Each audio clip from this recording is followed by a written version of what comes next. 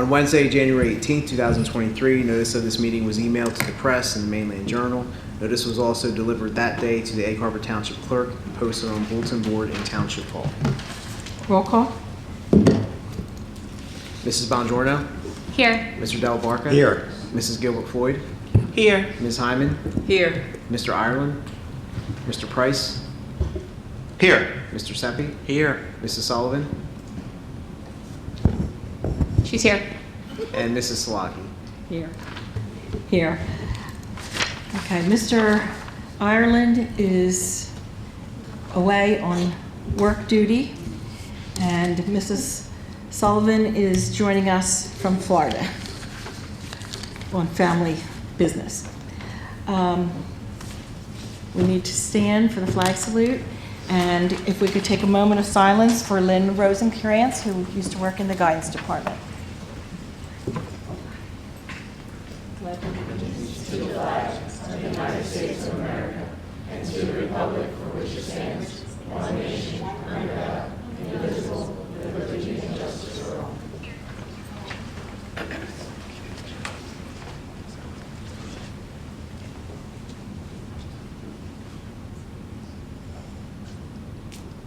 Okay, thank you.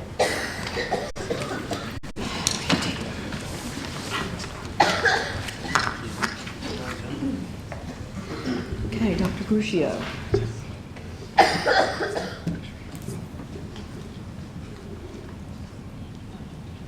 Have a little different configuration here, so it's going to throw me off. But okay, you good, Alan? You good with this?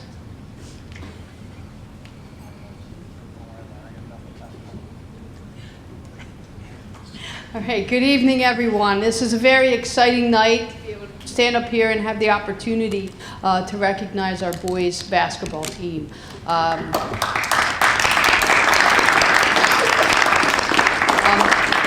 Absolutely amazing season. History was made for Egg Harbor Township, and I just want to share them with the board and also share our sentiments with you to let you know just how proud we are of this boys basketball team, and not only as athletes on the court, but pure gentlemen, academic students, great behavior, ambassadors for their high school, and just so proud. As a superintendent, I stand here and say I couldn't ask for more.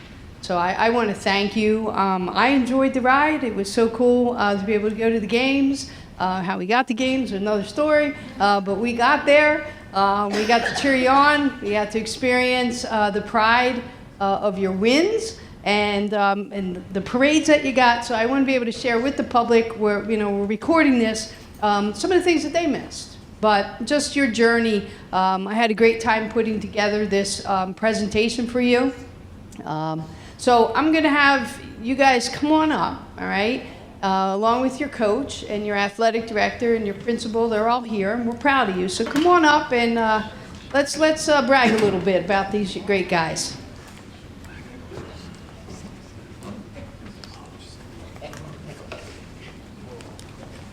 They're tall, aren't they?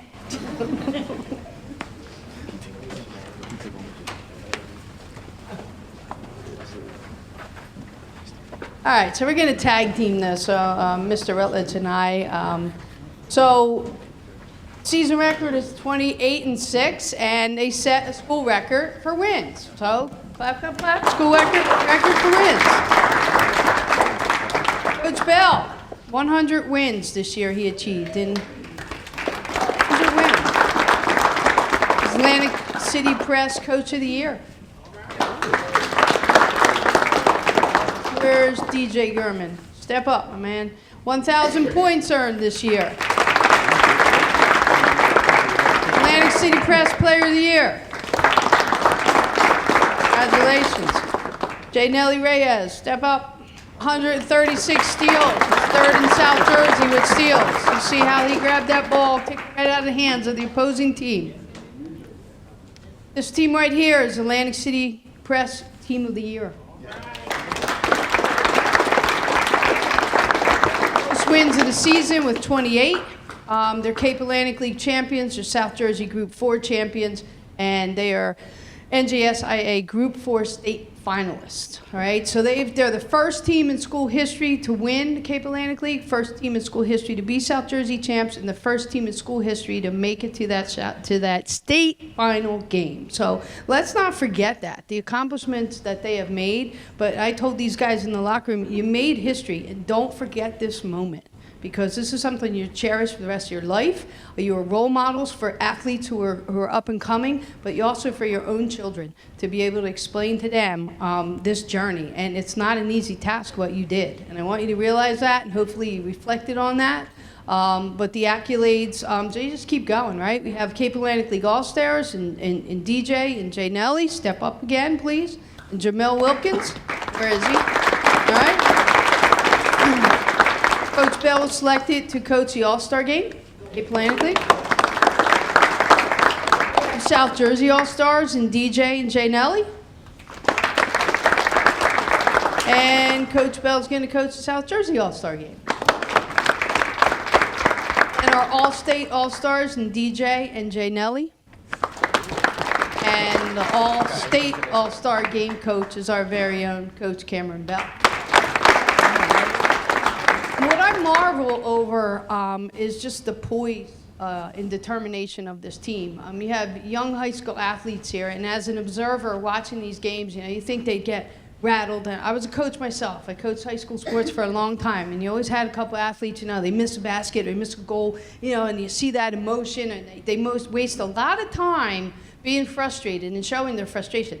Not one of these guys. That's one thing that I observed. They missed a layup or they missed something. They just got right back in and did what they're supposed to do.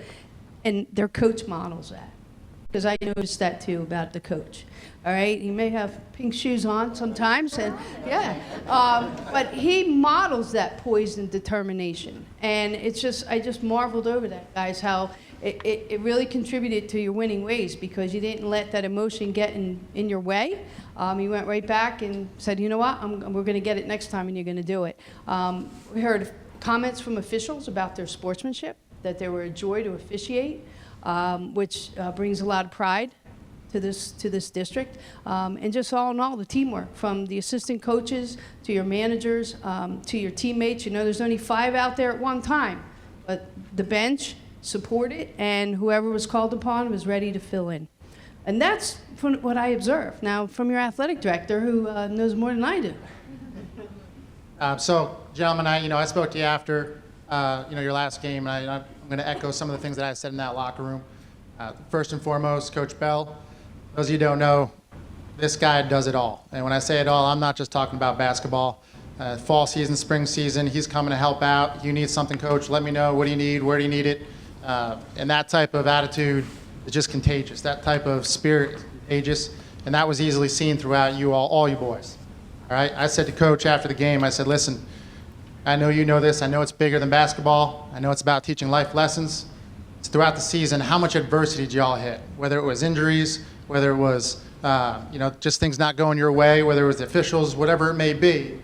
I never once, not once, and this is the first time in my history of being in athletic administration, not once saw one of you guys point a finger at somebody else.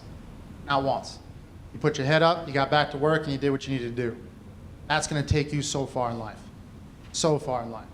Those lessons that Coach Bell and all the coaches bring to you, take that with you, bring that with you, bring that back to your family, because that's gonna make you the people that you are right now, and keep moving on that. We have, I always tell the coaches, there's good coaches that teach us the X's and O's, and there's great coaches that teach people. And that's what this coaching staff here does, and I can't thank you enough.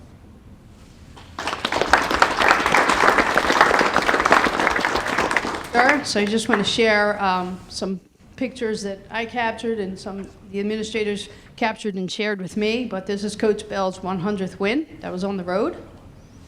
This is DJ's 1,000th point. That happened in Egg Harbor Township Gym. So there was a celebration with his family, cheerleaders, and team. Here's when the team won the Cape Atlantic League Championship and they beat the Prep. That's a huge win. Here's a presentation of the trophy from Derek Sellers, who represents NJSIA. That's the first time that trophy like that was presented to one of our basketball programs. And there you go, and Coach Bell got to touch it for the first time. and his pink sneakers. You're going to explain them, but you'll get your time. You'll get the mic. All right? This was a banner that was put on our website to show how proud we are of the accomplishments. Here's the team at Lenape after the win. And I just want to share, if you weren't there, and boys, I know you were in the buses and you know, it was dark and you saw and you heard, but turn around. The Board of Education, all these folks right here, they were on the curb that night, right? The township committee was there. There were parents. There were teachers. There were folks who followed you all the way up to Rutgers. You know, so it's amazing to see the pride and how you brought this community together. You really did. So. Oops, sorry.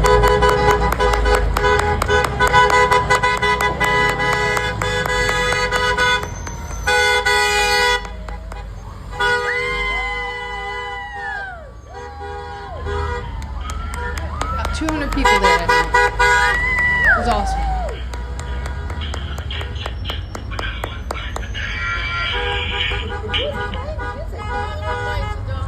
Did you wonder why you had to go around the parking lot twice? There's a story behind that, too. But how do we get out of here? Oh, how do we get out of here? Let's get to the next one. All right, enough of that. How do we get to the next one? Huh? Where? This one? There we go. All right. This is the NJSIA sectional game where the team traveled to Central Regional. 56-51 win over Trenton. I want to show this because I want the community to see how passionate the fans were after this game. You can see the student section emptying out onto the courts. That was cool.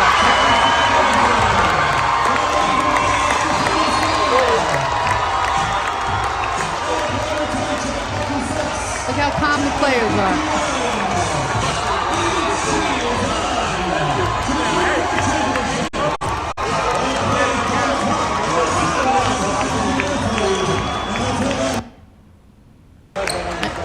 Sorry about that. Okay. Here's the team ready to play at the Jersey Mike's Arena at Rutgers University at the state final game against Patterson Eastside. Very exciting, a great experience for the fans and the players to be able to play in a facility like that. So it was such an honor. And this is a picture I sent to Mr. Smith to tell him that it was really cool to see how that scoreboard was in the center of the court. The flock made its way to Rutgers University that day, so our student section was in pink, and Mighty was there as well. So EHT was represented very, very well, and made me very proud. And Mighty followed the team throughout their journey. So we just want to show and tell everybody how proud we are of you, how we thank you for your efforts, and thank you for making us proud. And anybody else want to say anything? The principal's here. Anything, athletic director? We do want to hear about the pink shoes. So we're going to turn the mic over to Mr. Bell. But I just want to show you guys, my desk has been filled with Atlantic City Press and all your headlines that you made. And I was hanging them up all over the office. So you really made an impact on everybody, including central office and this superintendent right here. So thank you again.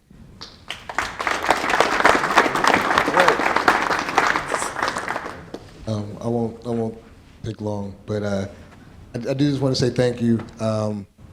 Like a lot of you who know me in here and know me on this board and know how I feel about Egg Harbor Township. Like, I bleed black and silver, and I would be remiss if I didn't start this by saying it's not about me. It's about these kids and those two coaches down there on the end. Like that's what makes it all go. Like it's not me. I'm not some magical, mystical coach, right, that has all the answers. It's not. It takes talent, and it takes dedicated coaches, and I have the best coaching staff in New Jersey, and we work, like we are a team, like a consummate team, and I cannot thank all of them enough. I said at our banquet the other night to my parents that, you know, I ask a lot of everyone, and it takes some blind faith sometimes, you know, because you're not sure. Like when we switched over to practicing at night and all the things that we do, you know, we didn't know if it was going to work or not. I believed in my heart of hearts that it would. And the buy-in that we got from the parents, from the players, and like I said, my coaches have. I have 2 coaches, like, they work.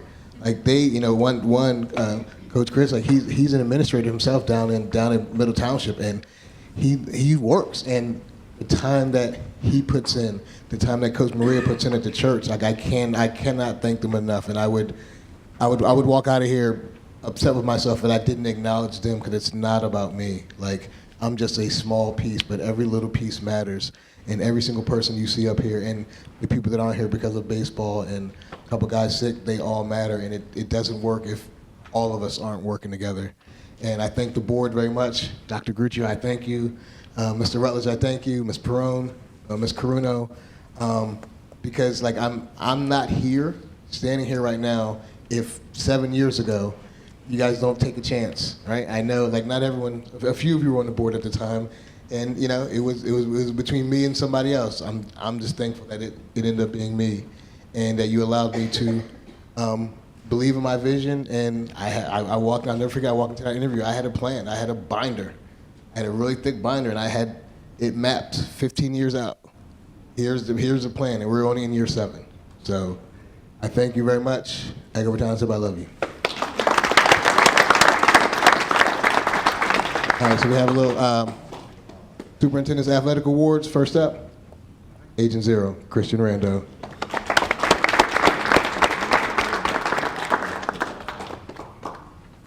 Viewer, South Jersey, Cape Atlantic League Player of the Year, DJ German. Talk about someone who sacrificed to become part of something greater and did it with such poise and dedication, and I just can't say enough about this young man and what he gave, what he meant to us. Number 2, Jamel Wilkins.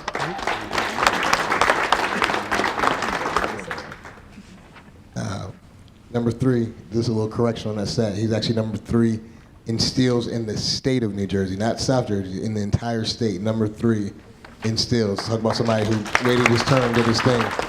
Number 3, Jay Nelly Reyes.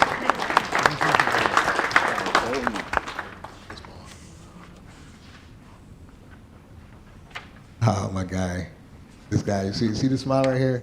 He's always like, he always has that smile on his face, and he's always Mr. Positivity, and had such a great year with him. Number 11, Keon Elliott. Big fella, right? Part of the reason why I know that this won't be the last time we're here is some of these guys that are returning, and it starts with number 14, Justin Moore.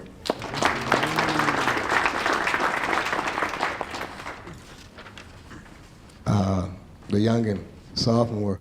You talked, Dr. Gruccio, you talked about, you know, guys who when their number was called and just being able to step up and do what is asked of them. This sophomore didn't play a lot early, and he was playing JV and just, he wasn't showing his frustration, but I knew he had a little bit of, he was a little frustrated, but he kept biding his time, and his number was called, and he did exactly everything we needed from him whenever his number was called. Number 15, Jake Carp. Baseball. And there's another guy we talk about why I know we're going to be back here again.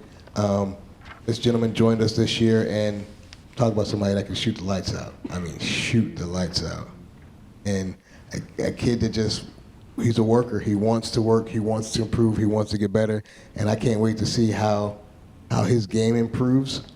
Number 22, Jaden Dixon.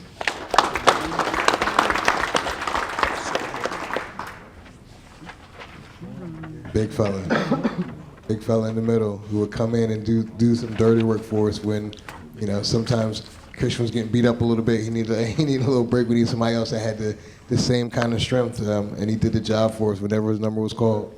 Eugene Allen.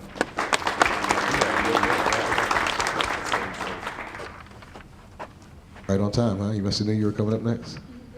Yeah. The security guard told me to go to the you don't have to actually answer. That was rhetorical. You don't have to.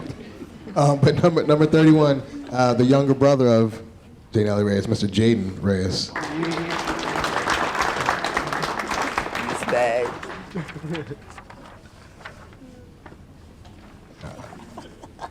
And this guy is, I talked about him at the banquet the other night, but Dr. Grucher, you talk about these kids being role models and being examples for other kids to follow.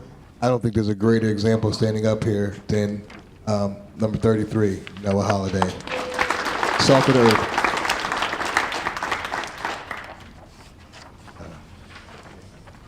Actually go to my coaches, and I was on the phone with Mike McGarry from the press yesterday, and I made sure to tell him, and I hope he uses a quote, that none of this happens without this person's name I'm about to say right now. It just doesn't. Like, the amount of time that him and I put in from the time we left Lenape last year, we lost in the semifinals, till we left Rutgers, the amount of time that him and I put in, and just talking about this team, talking about basketball in general, but these boys, like, I can't do it without them. That's assistant coach Christian Pascalidis.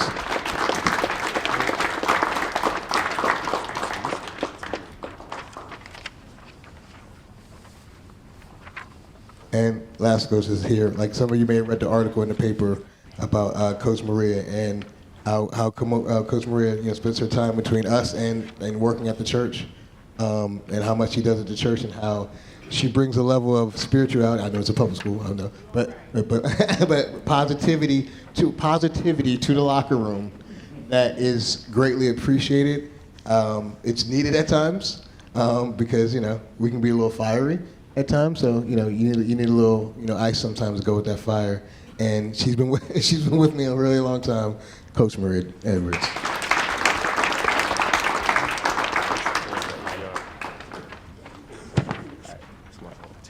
And I just want to share one story. As I'm walking out of the locker room in Rutgers, got a lot of kids, teary-eyed, a lot of emotions going through them. I'm walking out, and the official of the game is standing in the hallway, and he's dressed, he's ready to go home. He's just standing there. I said, "Sir, can I help you?" And he said, "Is the coach done yet?" I said, "Not yet, but it's emotional loss. Obviously, he's going to be a minute, I would think, being with his kids." And he goes, "All right, I'll wait." I said, "Sir, is there anything wrong? What's going on?" And because generally in my profession, if an official's waiting for a coach, it's not a good thing. And he said, "That was my pleasure to officiate those kids and that team and those coaches."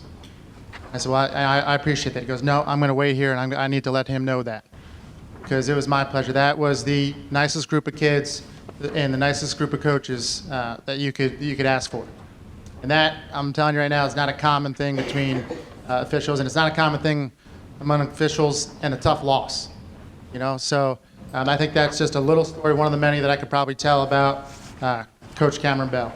Cameron Bell, excuse me. Just a few things. One, I want to let you know that I was visiting the Swift Slayball Complex last week, and I came across two young third graders having a little bit of time. They were sitting with a counselor, and when I got to ask them what was going on, and they were a little frustrated with school, and they didn't know about school anymore. They're 8. They didn't know about school anymore. But they do know they want to be NBA basketball players. I said, that's a great goal. I said, but before you do that, you have to play for Egg Harbor Township High School, play basketball on that basketball team. And then that led to, why don't we bring the basketball team down to meet the third graders and share your success story and show them that you are real, you're role models, and that those little third graders do have a lot of work to do, but it's meaningful for them to be in school, and it's meaningful for them to attend Egg Harbor Township High School and play basketball. Coach Bell. Because you know what Coach Bell told me when I would send them emails? I'm not finished yet. All right, so I'm going to hold you to that. You still have a lot of work to do. So congratulations again. But you do have to tell us about the pink shoes. Yeah, so it started, I guess, second or third year. I have what I call work shoes, but shoes that I coach in or practice in, and then I would just change it to my game shoes before games. And this year I had a home pair and an away pair, and for the away pair, whenever I was in all black, I wore the pink Derrick Roses. I wore those for my uncle and various members of my family that battled cancer. So I wore the pink shoes. So they were special to me, and it was and it's one of those things that a lot of the officials in the state, they know, oh, that's the coach that changes his shoes before every game. And I changed it about the same time, about the 6-minute mark before every game. 6-minute mark, you'll see me take my other shoes off and put on my whatever shoes that I'm wearing that day. But yeah, but the pink ones are special because that was for members of the family battling cancer. Always close to my heart. Sorry. Thanks. Lots of special things with this team. So again, everyone, congratulations. We're very proud of you. We thank you for your efforts, and I just want you to know that they didn't go unnoticed. And keep soaring, keep doing great things. You're talented young men, and thank you. Thank you, coaches. Thank you, parents. You raised them, right? You were there with them through the whole thing, thick and thin. So thank you so much. School history, right here.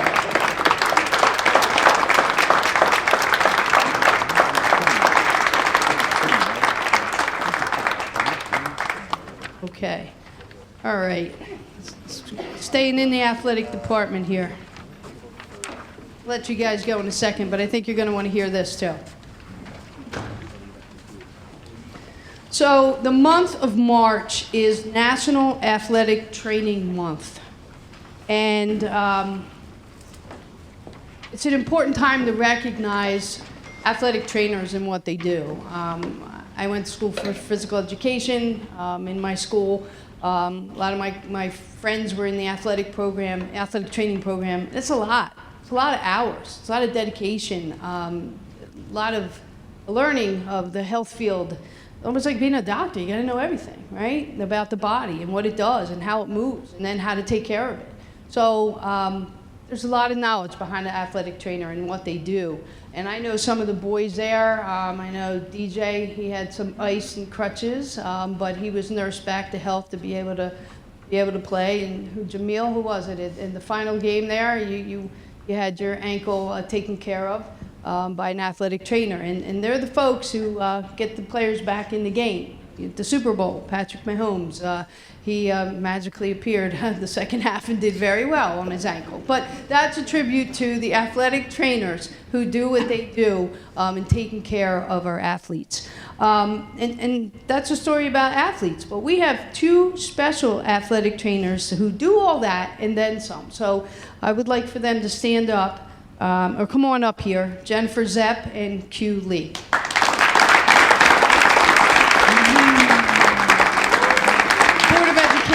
And an attachment in the agenda that explains this featured story. The NJSIA, the governing body of athletics in the state of New Jersey, also recognized our athletic trainers, Egg Harbor Township High School, for saving life. During the region's wrestling tournament here at Egg Harbor Township High School, a fan from an opposing school had a emergency situation, and these two folks right here went to work. They applied their knowledge in the area of CPR and AED, and I'm going to allow our athletic director and the trainers themselves explain to you about that moment, how they went right into action, and they saved a life. Ms. Perron, can you please join me up here as well? Don't you do it? So we host the Wrestling Region Tournament. We have one of the nicest facilities in New Jersey, but definitely South Jersey. And because of that, they ask us to host a lot of events. And hosting the Wrestling Region Tournament is a big task, but something our wrestling team and coaches really, they put a heck of a lot of effort into, and the organization from Ms. Perron and myself is paramount to making sure the event is a safe success. A couple days prior, I actually sat down with Ms. Sepp and Mr. Lee here, and we kind of went over our action plans, going over different situations, transfer of custodial care, all that stuff that no one ever gets to see, right? Unfortunately, on that Friday evening during that regional wrestling tournament, the people got to see it. and in action. We had a fan that was found unresponsive, and I'm going back and we're even doing our reviews and we're looking at it, and you can see Miss Zep just hop out of her chair and she's sprinting faster than any of you basketball players ever did.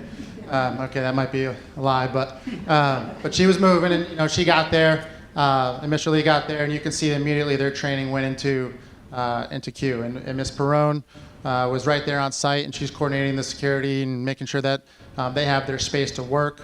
And I couldn't rave enough about our EMTs in EHT. I mean, they were here when the situation occurred around 5:12, 5:14. We were all notified, and everybody was moving. And by 5:21, by 5:15, these two were performing a CPR, placing the AED, and bringing this gentleman back to life. And by 5:21, the EHT EMS was here. So that time and that turnover is not by accident. That's not something that just happens. That's something that these two and their professionals, and Ms. Perrone and her professionality is just amazing to see. When you talk about all these things that are never going to happen, and then they happen, right? And that's something that I'm just so proud of, that we have two of the best trainers. You ask any one of our kids, you can't get them out of their room. You go down there, and they're just, there's dozens of them down there because they love these guys. And they know how much they care about them getting back on the court, field, track, whatever it may be, to get them back to doing what they love because of the time they put in. When I actually interviewed for this position, they asked me, what's your opinion of trainers? And I said, my opinion of trainers, they're the heartbeat of the athletic program. They keep us going. My opinion of trainers are they're the only ones that understand the time that goes into it from an athletic director standpoint, because from that side of things, they are here day in, day out, all crazy hours. And I know that sounds fun to a young athlete, but that is sometimes it's a burden on them and their families and the sacrifices they make. But I want you all to know that we do appreciate every second that you guys are here and understand. From some of the coaches, I know Coach Bell can probably delve down when trainers weren't a permanent fixture, the responsibilities and the stress that went down on the coaches because of everything that you guys do in hand and from our side of things. I'd also like to make sure that we bring up Mr. Volotsky. Thank you, everybody, for having me. It was actually my father whose life died. I talk loud. It's for the... Okay. My father, whose life that they saved, and I was able to explain this, having been there. But let me backtrack a little bit. We've been going to, my father, myself, I've been wrestling, I've been coaching, I've gone to the regional tournament probably for 50 years. So this was my dad's thing. Goes to all the wrestling matches, goes to all the football games. We're Timber Creek people, sorry. But I'm glad you guys are Group 4. I work at Timber Creek. And I'm glad you guys are Group 4 and Group 3, so we'll never have to play you guys. But he's attended these events since they were at Vineland, they were at Apsagami, and the last 10 or 12, 15 years they've been at Egg Harbor Township. And this was his thing. Come district time, he's going, regional time, he's going. So here I am, I'm at my house, I drive down, I get there, and when I get there, someone says, there's something wrong with your dad. As I go over, my dad is laying there, quite frankly. My mom's there, she's hysterical. My sister's there, she's hysterical. Her son was wrestling, his grandson. And I'm trying to calm them down, thinking, well, I'm going to have to tell them in an hour that dad passed away. Within about 2 or 3 minutes of these guys doing CPR, putting AED on, all of a sudden he became responsive. And that was just an awesome feeling. And I was explaining, I said, Mom, he's going to be fine, he's going to be fine. And 2 minutes later, he's moving. I'm like, see, Mom, he's fine. I'm thinking, still going to have to tell them in an hour that he passed away. And an hour later, we're in the hospital and he's talking. And he's home now, doing great. He has a defibrillator put in, 89 years old. He's stubborn as could be. They told me he can't drive for 3 months and he'll be driving probably in 2 weeks. I'll keep an eye on that. But again, on behalf of my family, we want to thank you guys because your job was not to do that. Your job is to fix bloody noses and tape up an ankle. And here you are saving somebody's life. And from the bottom of my heart, we thank you. On behalf of my family, we'd like to present you guys with a check for $1,000 for your training office, training department.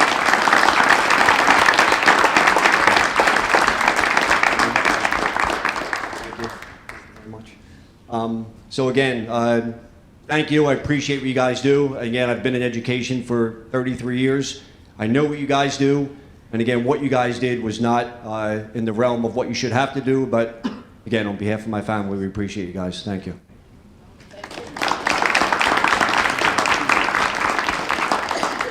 And this, and get them.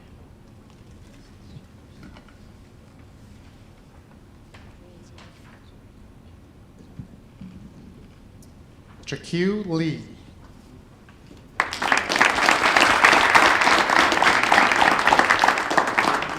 And Miss Jennifer Zett.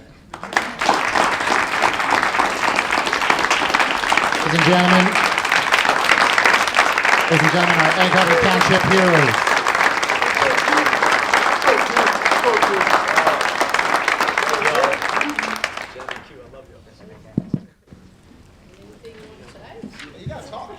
You gotta say something.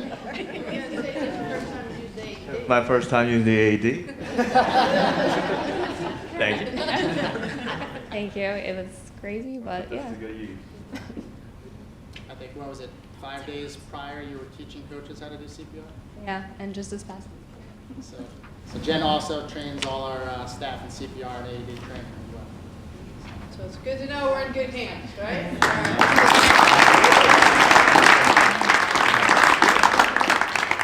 Again, our EHT heroes, great night celebration, and we're honored to honor you. So thank you for all that you do.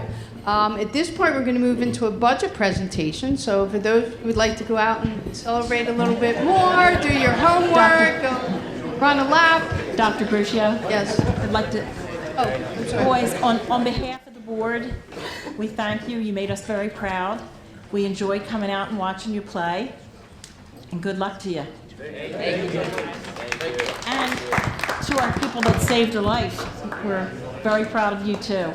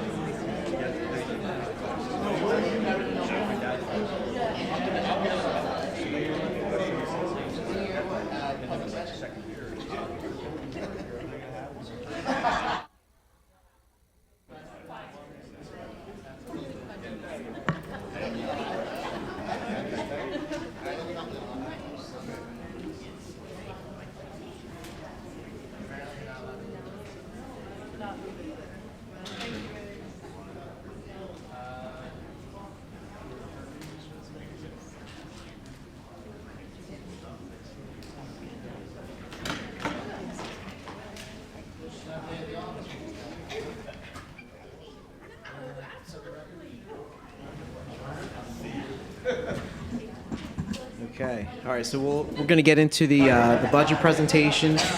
As Mr. West pointed out, I really know how to clear a room. It's one of my good traits that I have.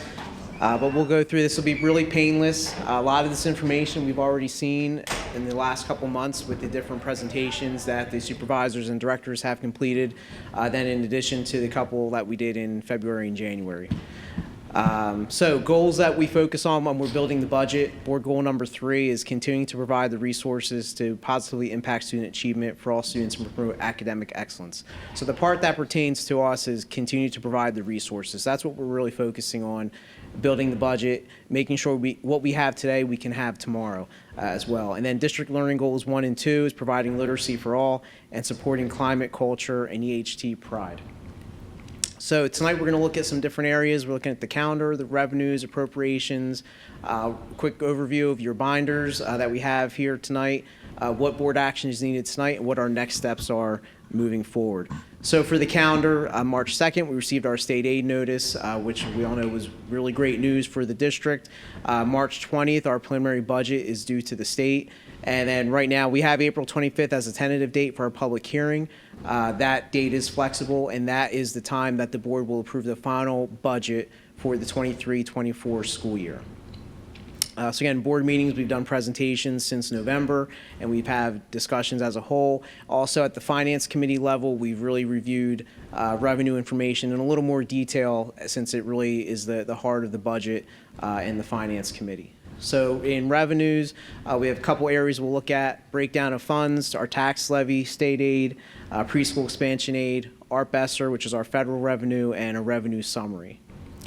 So we have three funds. So the biggest one that we really focus on is the general funds. That's our Fund 10. And in the revenue side, that includes our state aid, our tax levy, our surplus, and our local revenue. So when we talk a lot about the budget, we reference the general fund or Fund 10. And that's really the heart of what can move around, where we appropriate different things, and we try to move forward in that area. Fund 20, our special revenue fund, preschool aid, federal grants, local grants. Between preschool aid and our federal grants, such as Art Besser, IDEA, Title I, those areas make up about 95% of the special revenue fund. A lot of that money is restricted for specific purposes that we submit plans for through either EWIG for the federal grants or the State Department of Education for preschool and so on. So it's restricted revenue that's used for specific purposes. And then the last one is our debt service fund. So that includes state aid and the local tax levy. And again, that kind of pops up every few years. So that's just our long-term debt. So any bonds that are issued would go to Fund 40. So this kind of pie chart represents where we're at. The smallest piece, Fund 40, is about 5% of our revenue budget. Fund 20 is about 9%.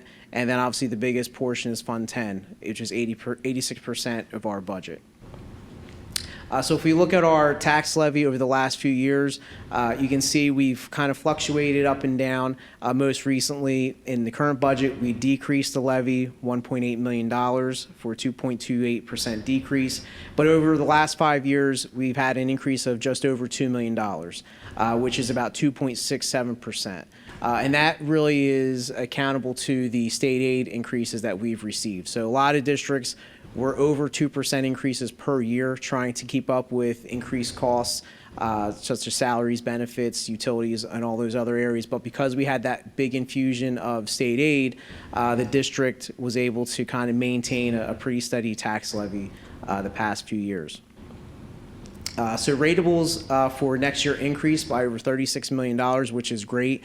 The township is also doing some development that may not help us right now, but in the next few years and in 5 to 10 year look ahead, there's really a lot of development that's going to go on that hopefully will bring students to the district, but in the same turn, it will raise ratables, which will increase our tax levy. So the average assessed value in the township, $210,668. Our current rate is 1.9413. So that's our current budget. That's our local school tax rate for the general fund.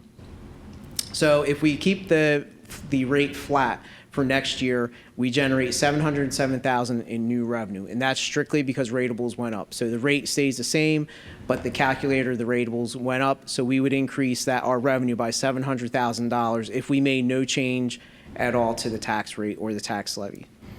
If we went up to our maximum 2%, it would generate $1.5 million in new revenue, and it would be about an annual increase of $45 for the local taxpayer with that average assessment of $210,000. So our budget that we're proposing tonight and at the public hearing is a 1% increase in the tax levy. So that generates just under $800,000 in new revenue.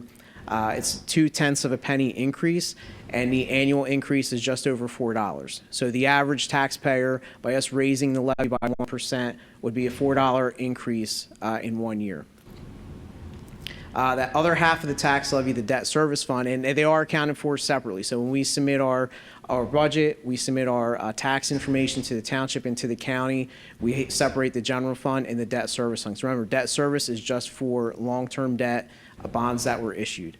And you can see that the debt service levy is pretty consistent, around $5.5 million. And again, that's based on the bonds. And right now, it'll be that way. It'll be around 5.4 million until 26, 27. So, at the last board meeting, we talked about looking down the road at a possible referendum in calendar year 2025 sometime. So that's where, if we were to move in that direction, any new debt that we incur would come online in the 26, 27 budget.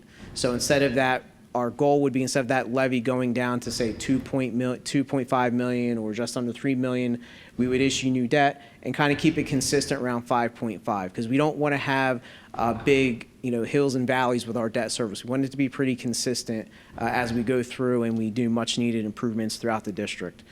So the same information applies to debt service with ratables, the average assessment, but the current rate for our debt service tax levy is just under 13.5 cents on the assessed value. Our required levy of 5.4 million, that equates to an annual decrease of $3 for the average taxpayer in the township. So when we look at the general fund and the debt service together, this is out to 2 decimal places. The general fund increase with a 1% increase in the levy is $4.21.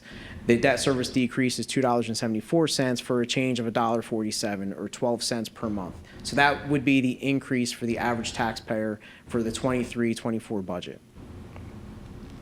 All right, so the next area we want to look at is state aid, and this chart kind of shows our 4 categorical aids that we receive. So it's transportation, special education, equalization, and security aid. And as you can see, our equalization aid doubled in the last 5 years through S2. And this was the reallocation of aid from overfunded districts who were receiving adjustment aid.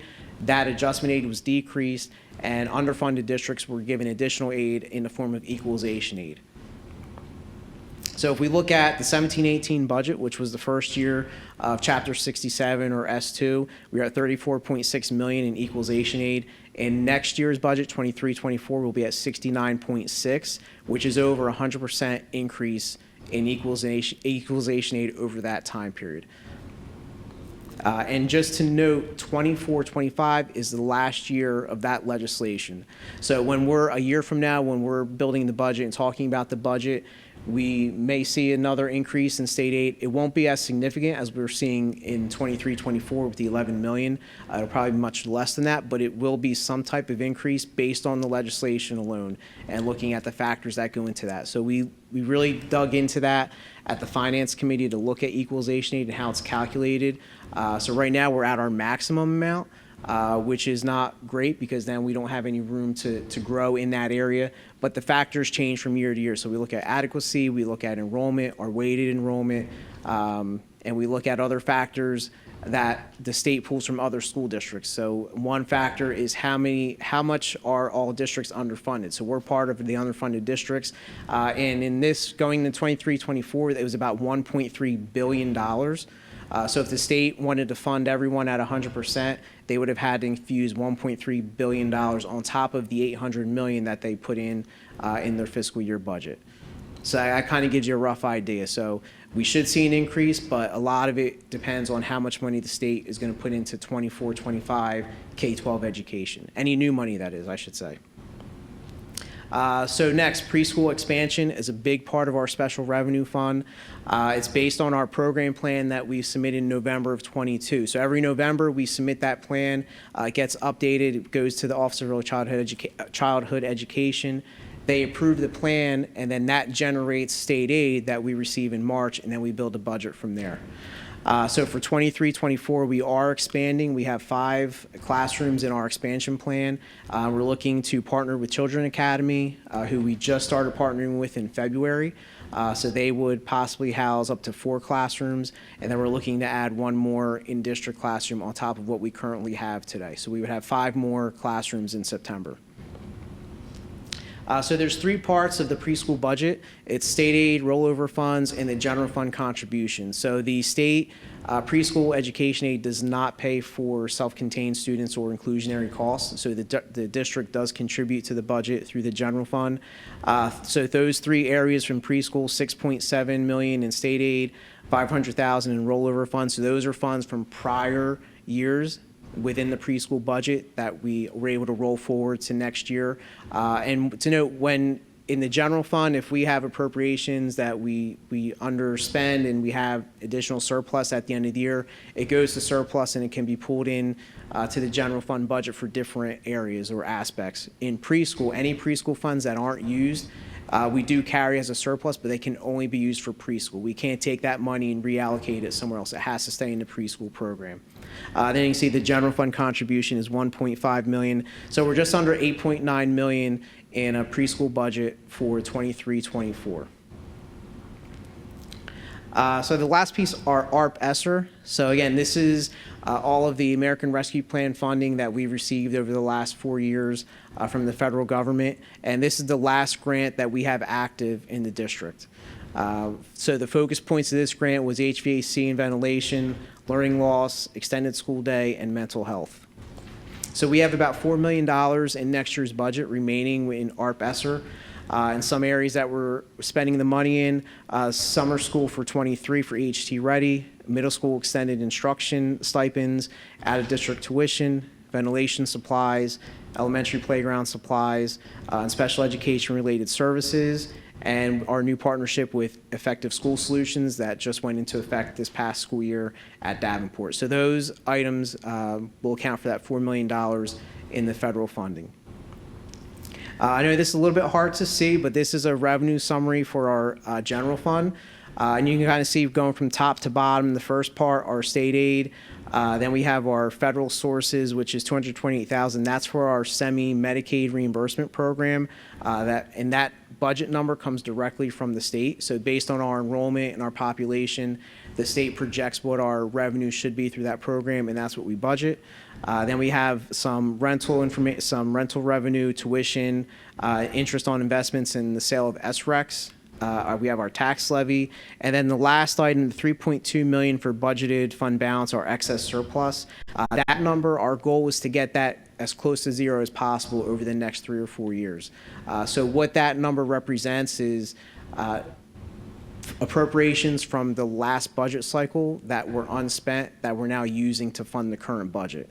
So we're kind of not spending money to fund the next year. So we're trying to get away from that. And you can see we went from $4 million to $3.2 million in this proposed budget. So our total general fund revenue was just under $166 million for 23-24.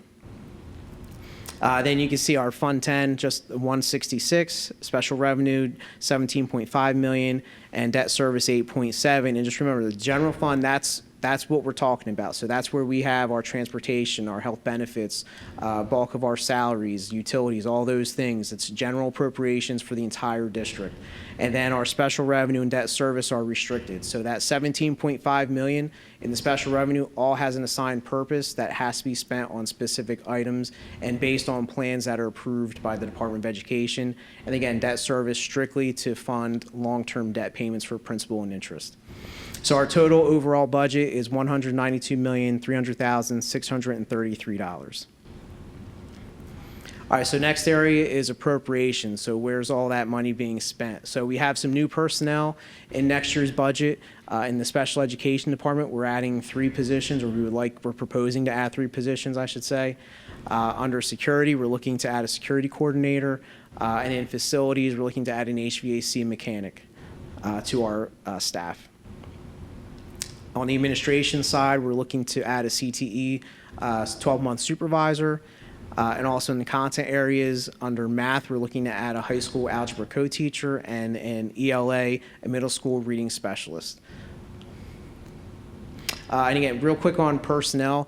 So again, these are proposed. I know we had a discussion earlier on one of the positions. So as we go through the process, when those positions are being posted and filled, they're items that Dr. Charlton, will discuss, like he normally would with any personnel update that we have in closed session. And we'll outline those when we get to that point, say this is something new that's budgeted, and so on, just so that's pointed out to everyone so it's very clear what's a new position, what's budgeted, and what's not budgeted. So appropriations in our content areas in ELA, continuing to provide resources for the implementation of tiered supports. Under CTE, we're looking at an industrial arts room. We just toured last week the Cumberland County Technical School. They're in the process of their board office was attached to the high school. They basically moved out and they're converting their board office to industrial arts. And Mr. Woodrow, Mr. Holt attended. I think they had to pick me up off the floor a few times when we were adding up how much money they were spending. But it was a great opportunity to go down there and see what they're doing. And Dr. Graham is really kind of taking the head on that, and we're looking right now at space where we're going to set that up, working with different vendors, and that's something that we think will be really great for the CTE program, and we're looking to move forward with that. Under math, we're going to continue to deploy additional whiteboards with Mr. Ryan. Under special education, again, we have the new positions that we noted. We're also looking to reclassify some part-time paraprofessional positions to full-time. So we have a handful of part-time positions that we just haven't been able to fill for a couple years. We have a little higher success rate filling full-time positions. So in order to be budget neutral, we're taking about 13 part-time para positions, eliminating those and creating 5 new full-time paras, so that the net cost is 0, but we're hoping that allows us to get a few more staff members in the door to help with the special ed department. We're also doing continued supports with some contracts that we have at Interactive Kids, Therapy Source, and Lexi or Core 5 Reading. And those are all items that started last year, so we're in year 2 of 3. We're looking to continue those in 23, 24, and then the goal is to kind of peel some of those back going into 24, 25. So these were really related to learning loss through COVID and things like that. So we're continuing to offer those in 23, 24 to our students. In SEL and mental health, we have school climate, anti-bullying, and character education assemblies in the budget.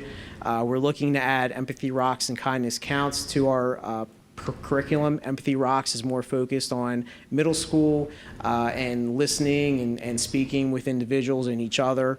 Kindness Counts is more of a art program for K to 2 that teaches kids about character education and anti-bullying and things like that. We also, like we mentioned earlier, Effective School Solutions, we're going to continue with their partnership next year as well, and they provide that tiered level of supports at the Davenport School. Under athletics and security, athletics, we're looking to purchase some new scoreboards for softball, basketball, and football, and a possible weight room renovation. So on the bottom of the screen is just a rendering of what that might look like. Mr. Rutledge has been working on that. That's something we're looking to do over the summer. Under security, the biggest thing there is going to be professional development. So we really haven't had any budget appropriations for that in the past. Working with Mr. Bloodgood, that's something we really wanted to infuse into next year's budget and really get on training with our security staff. Under transportation, we're looking to lease purchase some additional school buses. It's going to be 8 to 10 depending on the pricing that we get. Our goal is 10, but we should get a minimum of 8. Continuing to recruit drivers and aides. We did increase the hourly driver and aide pay for next year, and we did increase the summer work pay, hoping that that will help us maintain and recruit some additional drivers. We're also looking to add LED stop arms to all of our school buses to help with student safety out on the roads. Under technology, high school esports arena has been a big topic of discussion. A lot of schools are moving towards this, so we're working with the IT department to start that process over at the high school. Right now we're in the planning stages. We're trying to find a location. We have a couple ideas in mind, but we're working with a vendor to help us draw up that sketch of what it would look like so we can implement that during the 23-24 school year. We're also doing a phone system replacement throughout the entire district. And then we have increased software and firewall costs that we're trying to account for in next year's budget. Under facilities, continue to service and repair HVAC equipment, which is a big part of our facilities budget.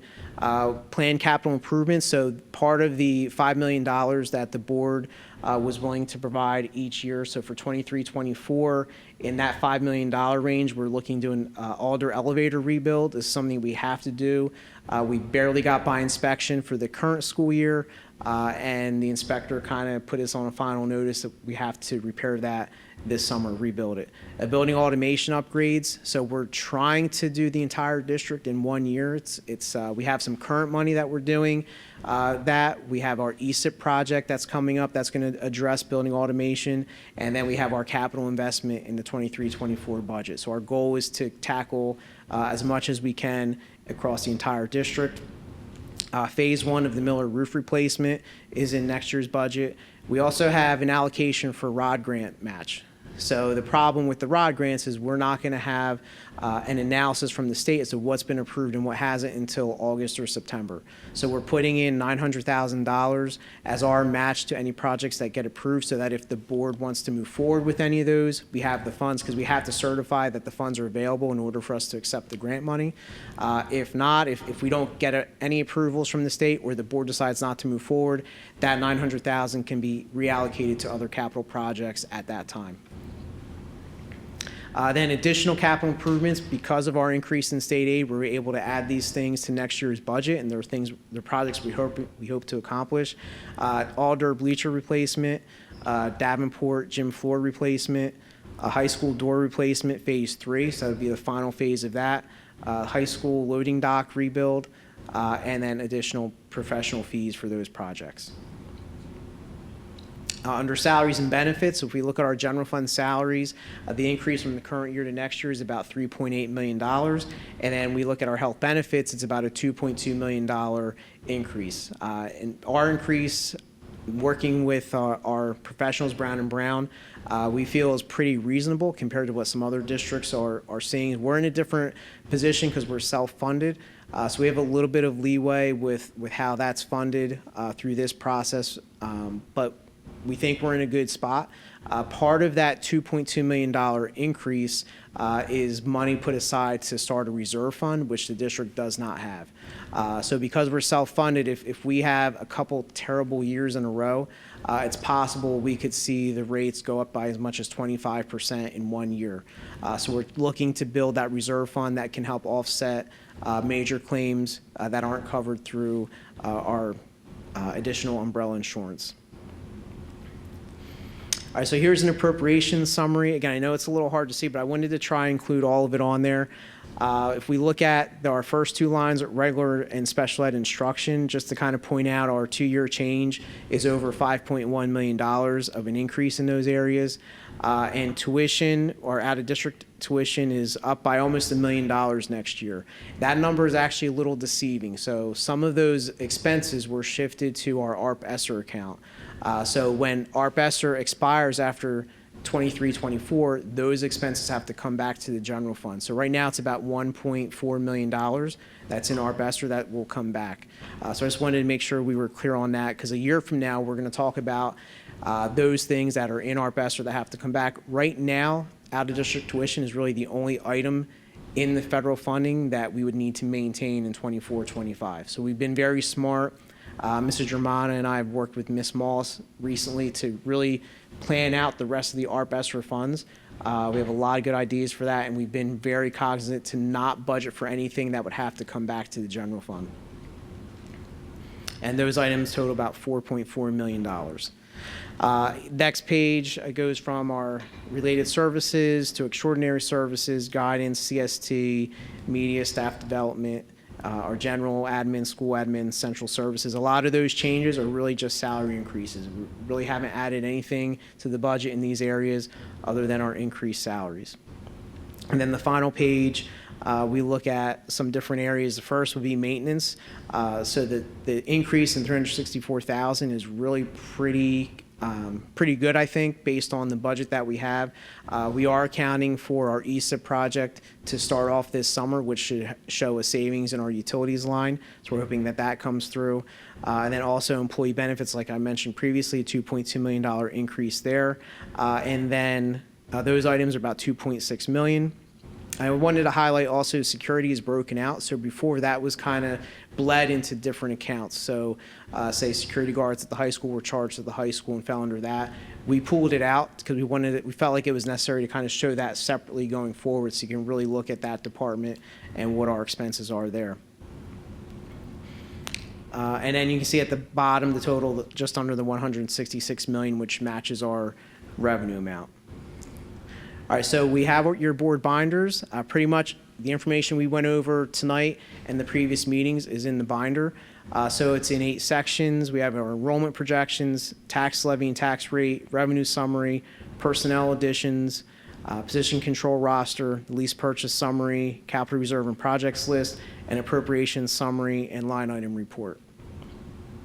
So tonight for board action, what we're asking you to approve the preliminary budget, totaling $192,300,633, so that we can submit that to the county office for review.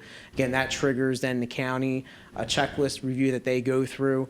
They provide feedback to the district, and we move from there in order to have our public hearing. So once the county has dialogue with us and they're satisfied with the budget, they then approve it, and that authorizes us to advertise for the public hearing. So again, next steps, we'll work with the county on any questions they have. We'll provide feedback to the board, whether it's questions that came up from the county and maybe modifications that we would have to make, or if it's questions that come up from a board member. Throughout the next few weeks, as we get those questions in, we'll provide all the information to all the board members for any specific topic or department that they were interested in. And again, we'll have our April 25th board meeting, and our public hearing, we have a date range, so it could be from April 25th to May 4th. As we go through the process, we can pick that date at a later time, but that's our window. So May 4th is the absolute latest we could approve the 23-24 budget. All right, so I think we went pretty quick, and it was a lot of information. Does anyone have any questions? No. Can you give the microphone to Marita? Yes, I do have a question. Wait a minute, Marita's got something to say. Oh, I didn't hear. Go ahead, Marita. Dan, I really want to thank you. You've really made it in our finance meeting, you made it very clear. Tonight, I think you've presented it very clearly. What I'd like now is for the board to really digest everything that's in your binder. And as Dan said, let's get some questions back to him. Tonight, we're literally just voting on submitting it. It does not mean this is our set in stone budget. So tonight we'll be voting on sending it to the county, and then over the course of the next 2 weeks, let's get all of our questions in, and we will have that hearing where we can have all our questions answered, or before then. But thank you, Dan, you made it very clear. Thank you. Go ahead, Mike. Okay, thank you. Mr. Smith, just a couple of quick questions. Great presentation. It was easy to understand, very laid out. But a question I have is how much of any surplus was put into this budget? So it's about 3.2 million. So 3.1 million in budgeted surplus, and then about 120,000 in excess surplus from the prior year. Okay, another question is, now do we still have an emergency reserve fund? I know for a number of years we were paying into that emergency reserve fund. Where are we at with the emergency reserve fund? No, we do not have an emergency reserve fund. So we just have our When our did we surplus. when did we stop having the emergency reserve fund? How long ago was it? It looked like we had taken a contribution from there a few years ago. I'd have to look at the. Because I know when I first came on, we pledged a certain amount of money from budgets we were going to put into that over the years. So we're not doing that in this budget? No, in this budget, the proposed budget, we're still continuing with the capital reserve contributions and the health benefit reserve, which is kind of like an emergency reserve, but it's specifically for health benefits. Okay, another question. What are some of the things that we have done to reduce costs? I know we're talking about this budget, and it's a lot of things that we want to expand upon. But can you give me some examples of what we've done to reduce costs in the district? Yeah, well, it differs by department. So we've gone through, our review process was, we met as a team, reviewed all of the budgets that were submitted, made line item adjustments, and we went through, we tried not to make any reductions over what we currently have today. So things that were budgeted for that we've had today, we had last year, the year before, those are all intact. We looked at anything new, and the bulk of that stuff was reduced and taken out of the budget, other than the few things we pointed out tonight. But as far as trying to reduce costs, we did look at personnel pretty closely, and in the future, that's going to be an area that we really need to look at again. So we really got a good handle, I think, on personnel, because a lot of our reporting, to be honest, wasn't great out of our personnel and accounting software. So we really took a good look at that. We have that really organized. We did a kind of a compare and contrast with what we have on the accounting side versus what HR has, and we kind of came to an agreement, said, okay, this is our list and this is what we're moving forward with. As far as, like we mentioned, utilities and the facilities department, we're moving forward with our ESIP project. That will help reduce utility costs. But we're looking at, in the facility, still a contracted services. You know, what can we do differently to not have to call in vendors or utilize our staff more efficiently? In the transportation department, same thing. Ms. Fisher looked at her budget and she actually made some reductions so that she could increase her fuel line. So there were things like that. So everyone kind of stayed status quo. They made some changes within their budgets. Another area we looked at in conjunction with the IT budget and the school budget was all of the software packages that we have and different memberships and licenses that we pay for, and verifying that we utilize all that we have. We did make a few reductions for some software packages that aren't really used, so we've taken those out of next year's budget. But again, it's nothing major, it's nothing crazy. You know, we're not eliminating programs, we're not eliminating personnel, but that's coming. So, you know, like we said, this year we got in next year's budget, we have $11 million in new state aid. That we'll never see that number again, I think, in any of our lifetimes. So we're being efficient with our budgeting so that we can sustain everything that we have as long as possible. Okay, so as far as state aid, I think we're at what, 3.5%? Is that what we're getting to plug into this budget?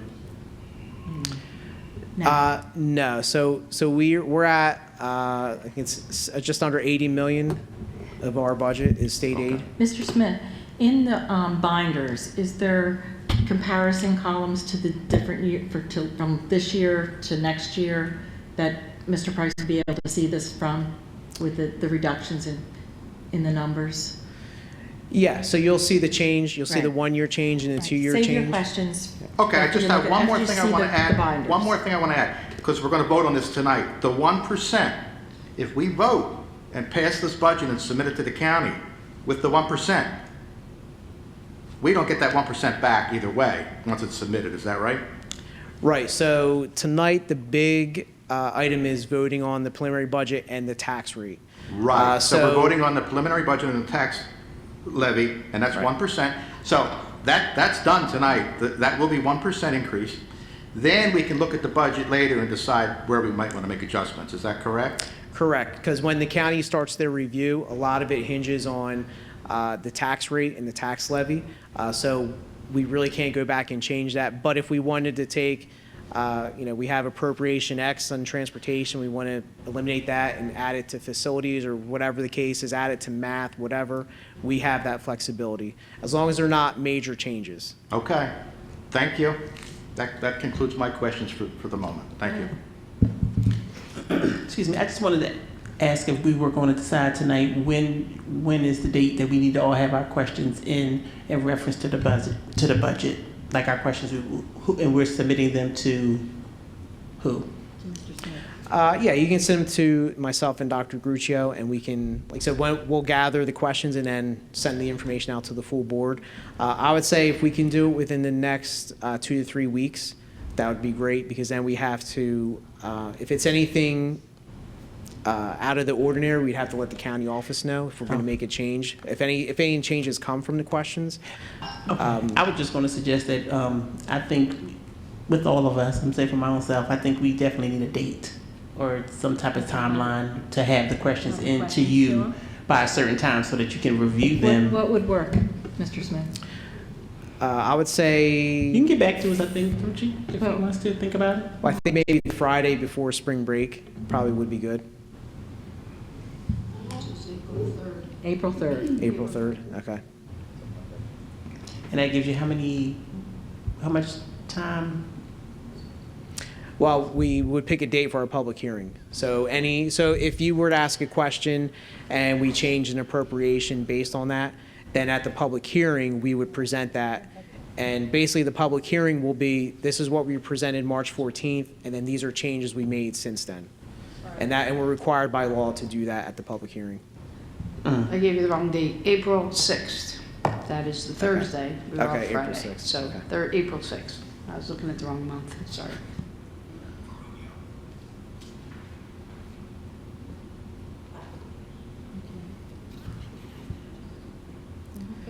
Okay.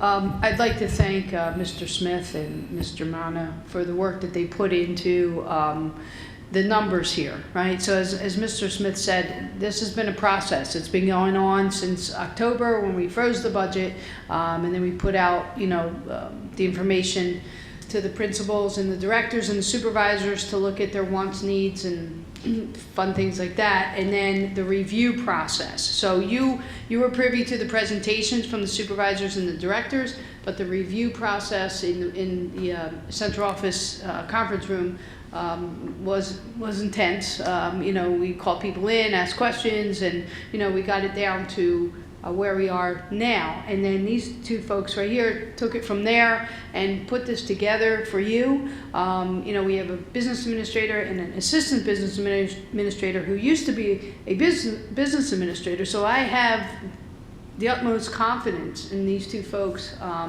when it comes to the numbers and the budget and finding efficiencies and doing what their magic they have to do to present this to you this evening. So you are voting on a number to send to the county. After that, the particulars, you have every right to send us your questions and we will have answers for you. But I just wanted to explain that process, remind you of what we've been through, the journey that it took to get here. No easy task, but we're here. And I'm proud of the work that they did. And I'm confident that the numbers that you see and the information that you're going to get in that binder is good, solid work. Madam President? Sure. Can you just go over again with this 1% increase to the tax levy? How much will the homeowners see an increase of exactly? Yep. So overall, it'll be an increase of $1.47 for the entire year. So that's a combination of the general fund going up $4.20 and the debt service going down $2.47. So when we combine those two, the net is an increase of $1.47. For 210K average assessed value? Correct. So Yes. if your house is worth more than that, then you'll see even more of it? Then your increase would be higher based on your assessed value. Right, correct. Thank you. Just want to know. Madam President, I just want to let you know that Patrick Ireland has joined us virtually. Hello, Mr. Ireland. Did you see any of the presentation and do you have any questions? No questions at this time. I joined in halfway when Mr. Smith was there, so I'm good to go. Okay. So, then we'll go to finance. Thank you for that. That was... And one thing I wanted to add, and Dr. Gruccio kind of beat me to it, was to thank Mrs. Germana for her hard work as well. So she's really embraced working with the DOE software, which, shocker, it's not perfect. So there are a lot of screens that we have to go through. You have to go in order. You change one screen, you got to kind of reopen 5 more in order for it to save and to do a consistency check. So she's really tackled that, and it's tedious work. And we're working on that. That's what's due on March 20th. So we submit everything electronically. Then we let the county office know it's done, and then they go in, they log in, and that's when they can access all of our information. So I just wanted to thank her for her hard work, because it's been a learning experience for both of us, being new to the district. But I think we're doing a great job, and we'll present whatever information is requested. We'll present at the public hearing. Okay. Thank you very much, both of you. Okay. Do you have anything to add to the Finance Committee report? Mr. Smith? No. No? Okay. All right. I'm going to do this for Mrs. Sullivan, since she's a distance away. The meeting was held on March 7th at 6 p.m. We met for 45 minutes. Board members attending was Mr. Price, Mrs. Sullivan, Mrs. Sloggy. Attending administrators were Mrs. Germaina, Dr. Gruccio, and Mr. Smith. The subjects that we discussed was the Transportation Department, where we were told of the state inspections that occur twice a year are being held in March. The committee discussed the department needing assigned to certain district vehicles. Food Service Department, Mr. Smith noted that the department is continuing to work on the equipment replacement plan. The facilities, Mr. Smith explained that the Facilities Department has been extremely busy closing out work orders and is preparing equipment for the warmer weather. He noted that the ESIP will be presented to the committee at the April meeting. The business office gave an update on the vacant bookkeeper position.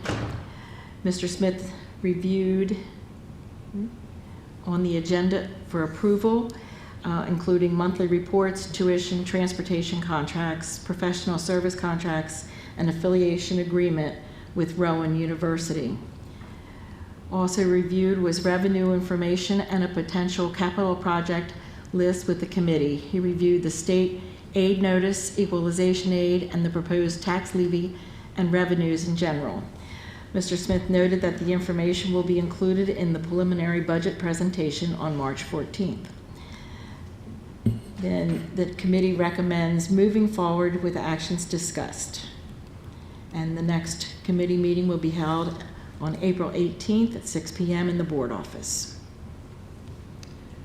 Okay. So we need a motion for 5.2 and 5.3. Mr. Price, I'll make that motion. Second, Sullivan. Okay. Any discussion? I have a discussion on the report, the committee report? Yes. Okay. I think it was also in the report that we discussed the assigned vehicles. We talked. I read that. Okay, but here's my question. Yeah, it was 3 vehicles that we discussed, and I think it was 1 district, 1 transportation, and 1 facilities.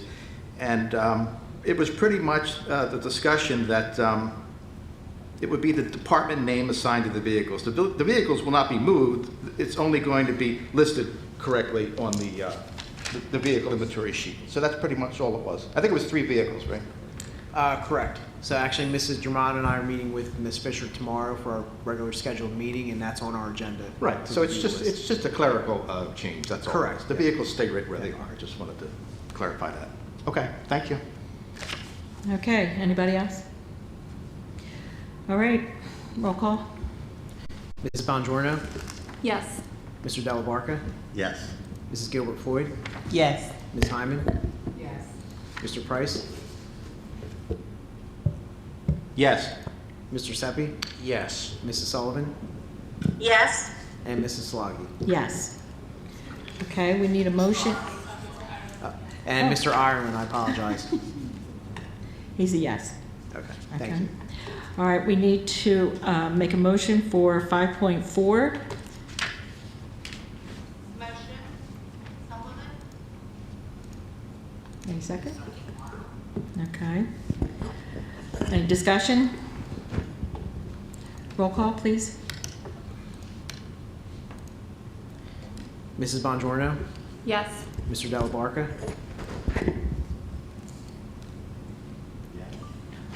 Mrs. Gilbert Floyd, Yes. Ms. Hyman, Yes.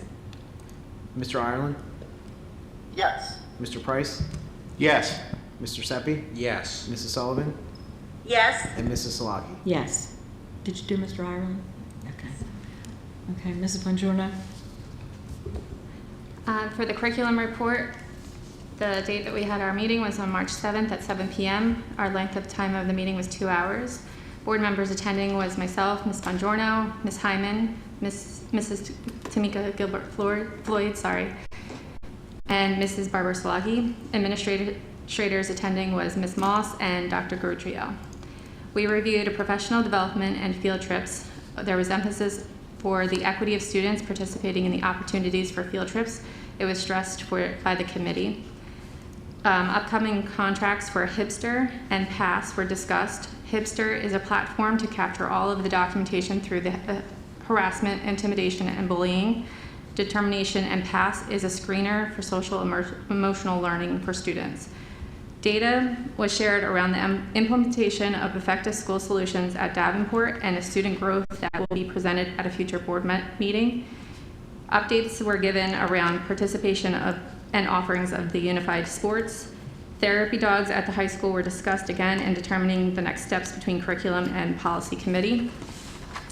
The committee also discussed ways the district can improve community outreach and partnership with the EHT Historical Society. Administration will research and bring back to the committee. An overview of gifted and talented program and criteria was given to the committee, as well as an overview of how the district recognizes and celebrates diversity through curriculum, programming, and collaborations. Concerns and possibilities to share firearm safety were discussed. Administration will explore opportunities to offer resources. The administration shared with the committee that Coast Guard helicopter will be landing at the Swift Slayball Complex on March 24th for their career day, and committees discussed busing routes for 23-24 school year. The next meeting we have is on April 18th at 7 p.m. at Slayball District Office. Possible topics for discussion will be resources at Miller School and 8th grade celebration update. Thank you.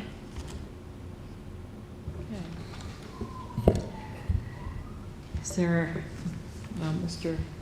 Dr. Charlton isn't here. Do you have anything for personnel? No. Okay. How about you, Mr. West, for policy updates? Madam President, Yes. I have questions on curriculum. Okay. Okay. On item number 8, concerns and possibilities to share firearm safety were discussed. Administration will explore opportunities to offer resources. I think we've all had time where we hopefully reviewed the New Jersey School Boards Association Firearm Security Task Force report. It's about a 48-page document, and it goes over all the things that need to be looked at. And I just wanted to say that I think that maybe we should consider maybe putting together some sort of an advisory committee or group to put input on this, because there's a lot of stuff that needs to be digested here. With the task force, they reviewed the data and research on firearm death and injuries, the impact of children's exposure to violence, effective strategies to protect their children from accidental injury, safe gun storage, handling and use of firearms, the acquisition, the licensing, and school and community-based partnerships that address mental and emotional health to overcome trauma and diffuse conflict. I think that it's probably important that we look at these suggestions as we move forward. The task force believes that this report can serve as a focal point for a public information effort at the state and community levels to promote firearm safety, reduce gun violence, and address its impact on children. In addition to distributing the reports to local boards of education, New Jersey School Boards Association will share with legislators, state education officials, statewide organizations representing superintendents and other central office administrators, teachers, principals, supervisors, PTAs, school business administrators, among others. So it's rather lengthy. I don't want to get into everything, but I just think it's important that the whole board understands what's going on here. And maybe, would you want to comment on that? Yes, just because Ms. Moss is not here. So in our committee, we did discuss it. Ms. Hyman actually brought it to our attention as a concern that she wanted to discuss. So we went over it in some detail. The result of the communication was that she was going to speak with Mr. West, who is going to some of the security resources and training, and he would bring that back to the board, the committee. And we were going to discuss it further once we had some more guidance from the state on what they also observed through their training. Okay, so what's the next move then? What are we doing? We're waiting for Ms. Moss to follow up with Mr. West with the training and also with the state-owned legislation and what they would like to implement within the schools. Okay, so we're working on implementing something then. Yep. So, okay, Absolutely. well then, all right, I just wanted to share that or you know, clarify it. So thank you very much. It's up for further discussion. Right. Okay, Madam thank you. President? That's all from me. On that same topic, the county leaders for the whole state of New Jersey from the school boards, of which I'm one, will be meeting on March 25th, and that is going to be a topic of that program. So I'll be more informed too, to help all the board members when we find out more details about what the state's recommending and what changes we can make and so forth. So it's a very important program that they published, and they're informing all of the members of the school boards as best they can. So we'll have a lot of information for you. Oh, okay. Is that just for your, the officers? Or is Yes, that- that's for county, all the county officers, yes. Okay. Yes, county leaders. Okay, and Yeah. then you'll just bring it back to Yeah, us? yeah. Okay, thank you, yes. If it's okay with Dr. Gruccio,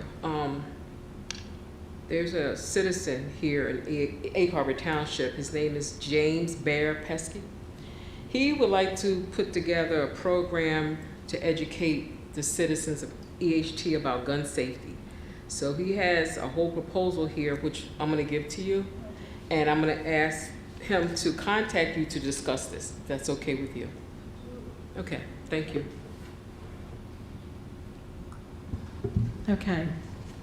Mr. West, do you have updates for policy? So I do. I'm going to step in for Mr. Ireland and give the report. So the Policy Committee met on Tuesday, March 7th. Our chairperson is Mr. Ireland. The length of the meeting was 56 minutes. Board members who attended was Mr. Ireland, Mr. Seppi, Mr. Della Barca, and Ms. Shilagli, President. The administrators that attended was Dr. Gruccio, Superintendent, myself, and Ms. Jackie Carugno, High School Principal. Also in attendance was Ms. Amy Halleck, our solicitor. The subjects discussed during the meeting was Bylaw 0161, call adjournment and cancellation, Bylaw 0164.1, conduct of board members during public meetings, Bylaw 0165, voting, Bylaw 0166, executive sessions, Bylaw 0168, recording of board meetings, Policy 1648.11, the road forward COVID-19 health and safety, Policy 1648.13, school employee vaccination requirements, therapy dog policy, and the last one was policy regulations. The conclusion reached by the committee was Bylaw 0161, call adjournment and cancellations, have been revised by the committee. Bylaw 0164.1, conduct of board members during public meetings, has been revised by the committee. Bylaw 0165, voting, has been replaced by the committee. Bylaw 0166, executive sessions, has been revised by the committee. Bylaw 0168, recording board meetings, has been sent to the board secretary for review. Policy 1648.11, the road forward COVID-19 health and safety, has been abolished by the committee. Policy 1648.13, school employee vaccination requirements, has been abolished by the committee. As far as our therapy dog policy, high school principal Ms. Carugno proposed the implementation of a therapy dog for the high school next fall. The committee would like to continue to discuss the proposal at the next committee meeting. As far as policy regulations, the committee has agreed to post the board-approved regulations on the district's website. Ongoing issues still under consideration is Bylaw 0168, recording of board meetings, and the therapy dog policy. The next policy committee meeting will be held on Tuesday, April 18, 2023, and the committee will continue to review bylaws, policy, and regulations. This concludes the policy report. Mr. Ireland, do you have anything that you want to add? Nothing to add. Thank you, Mr. West, for reading that out. Okay, so we need a motion for 8.2. Okay.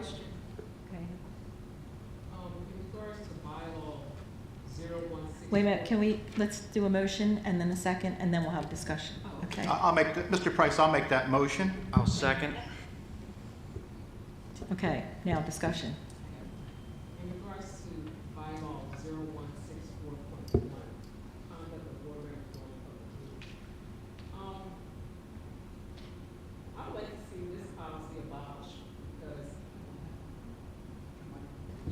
I would like to see this policy abolished because in reading it, it just seems like, First Amendment rights is an issue with this policy, freedom of speech.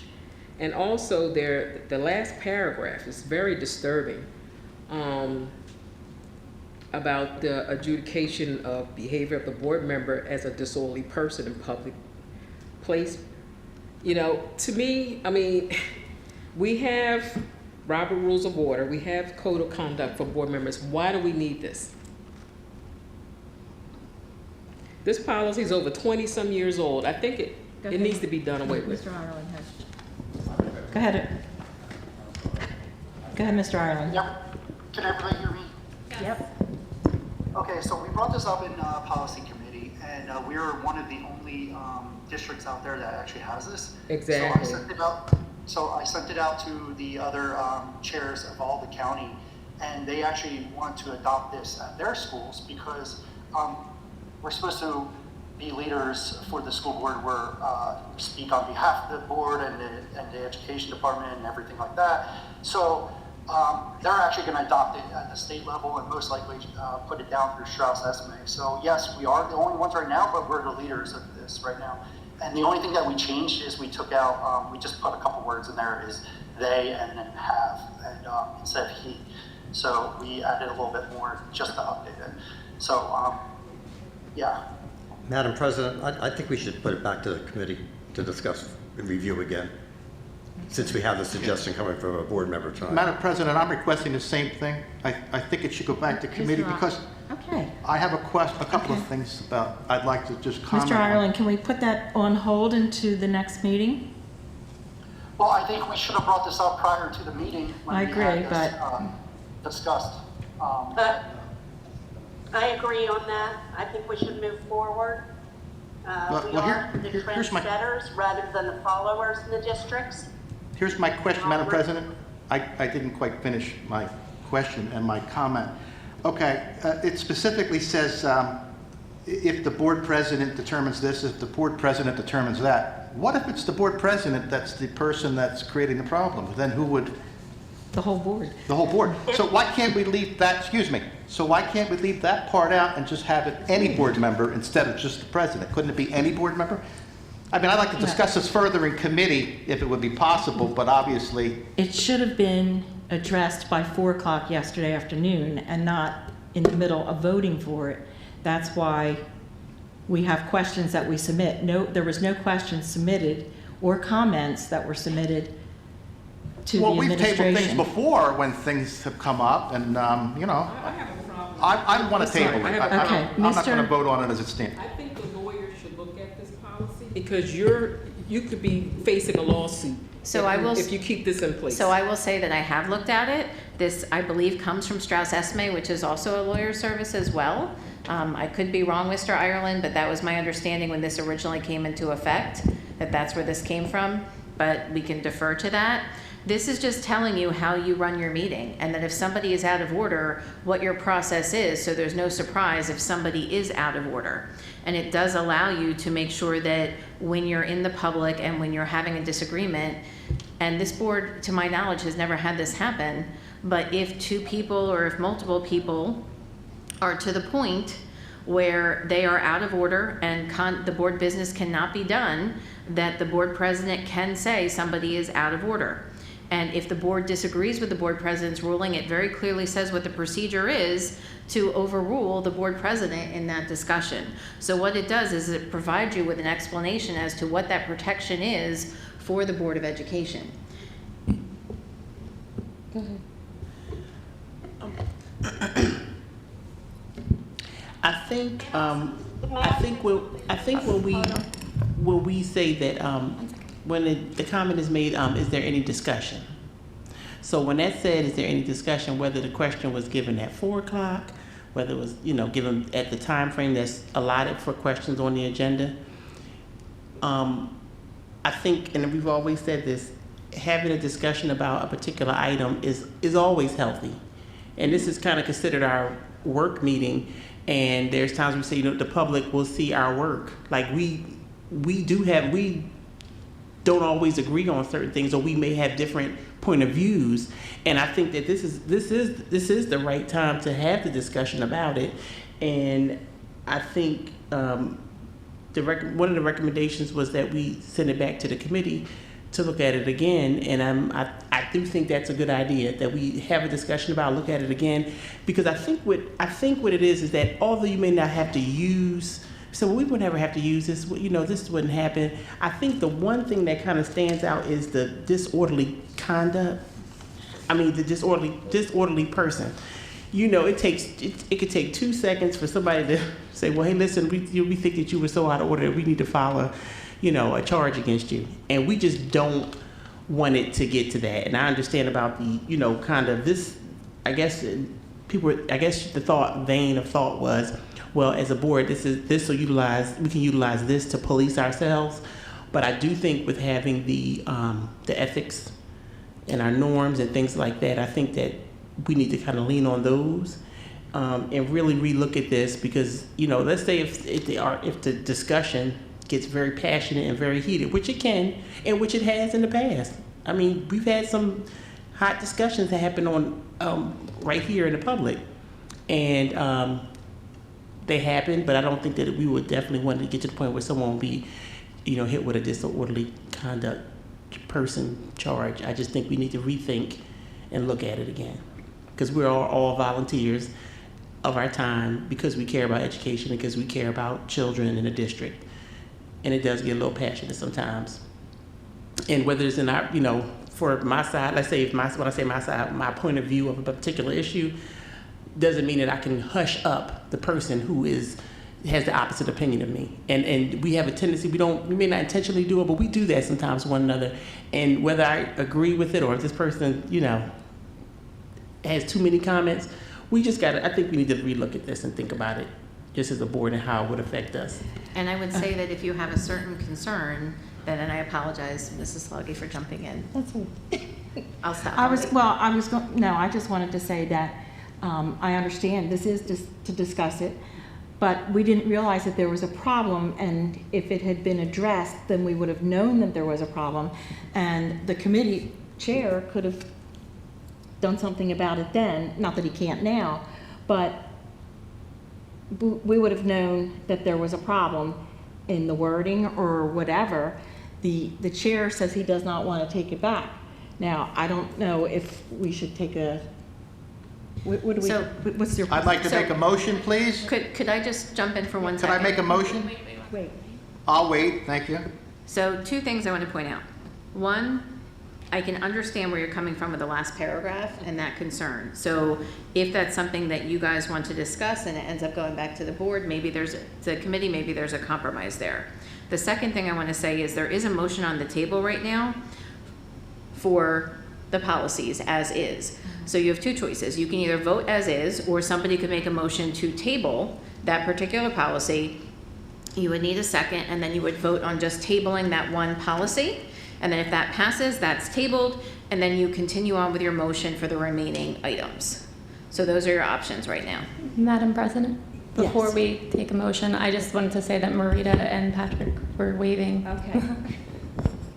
I would like to say that this does not depend on strictly the president. If you read further in it, if there are questions about it, the board may vote and overturn the president. So all the details are in there, and I second the motion to vote on it now. Patrick? I was just going to say the same exact thing as Ms. Sullivan.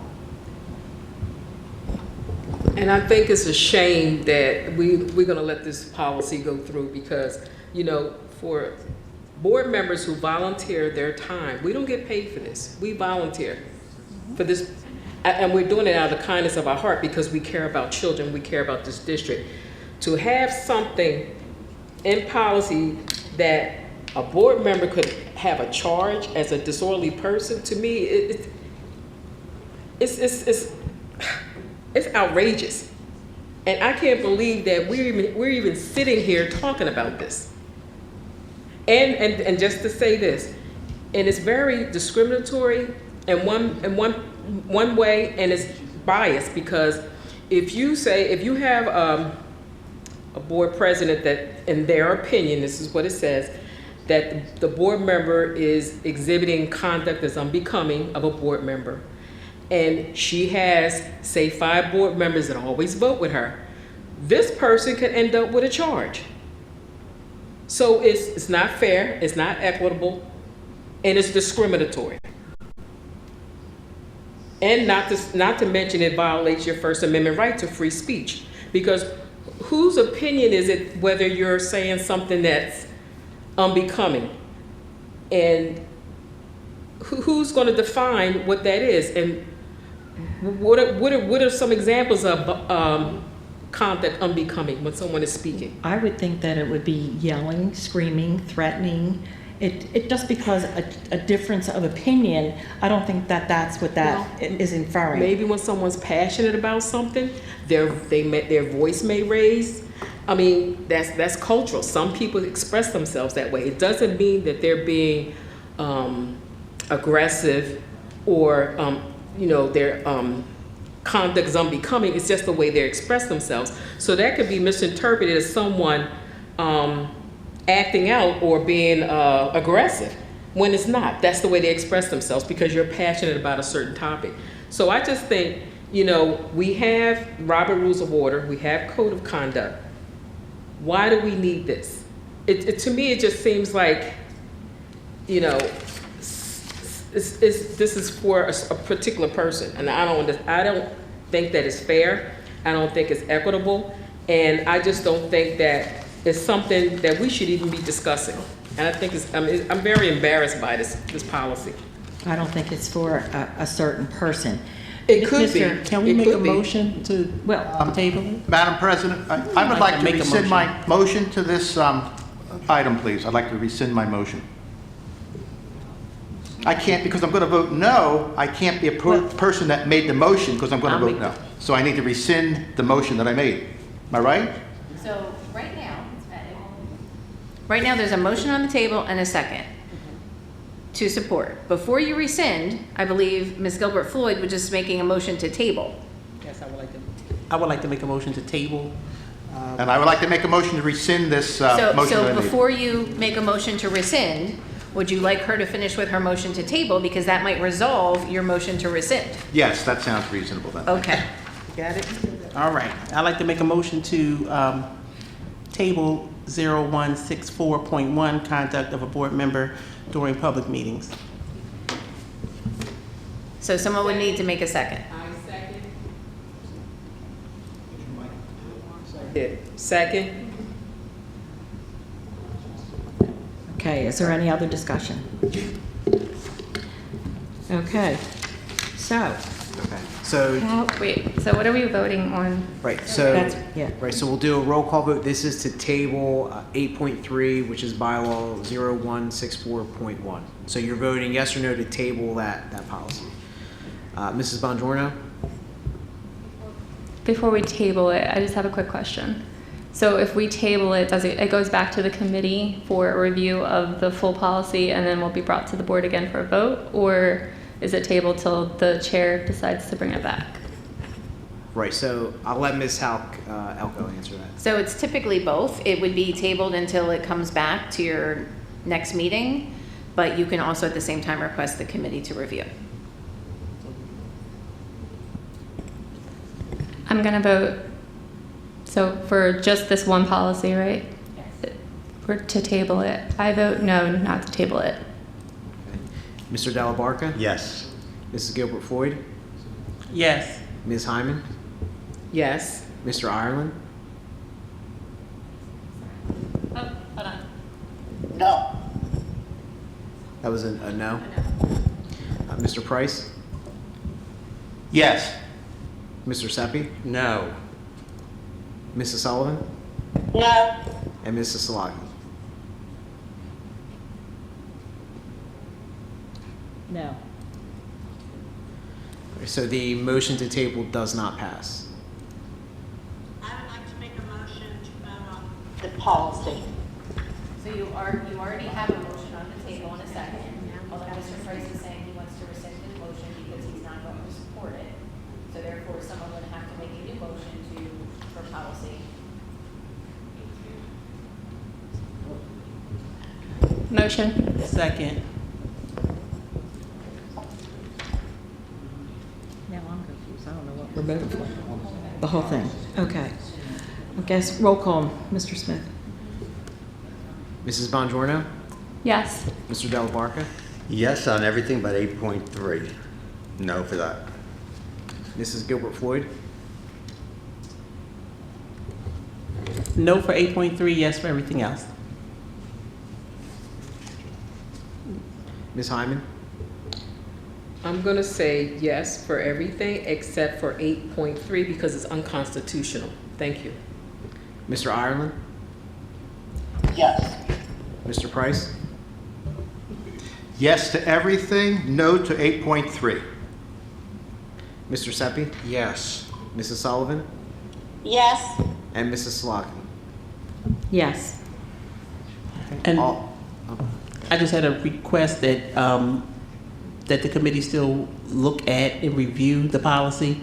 And I see the thumbs up from Mr. Ireland, that we look at it again, look at the wording, and think about the comments that were made in reference to the policy, bylaws.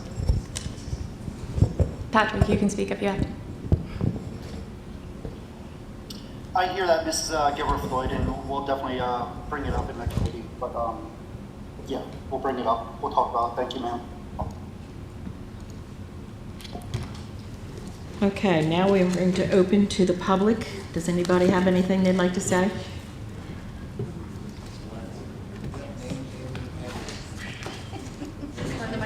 Hi.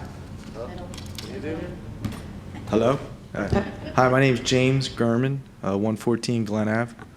I just wanted to say a few words about the basketball team my son was a part of. Cam is one of my good friends.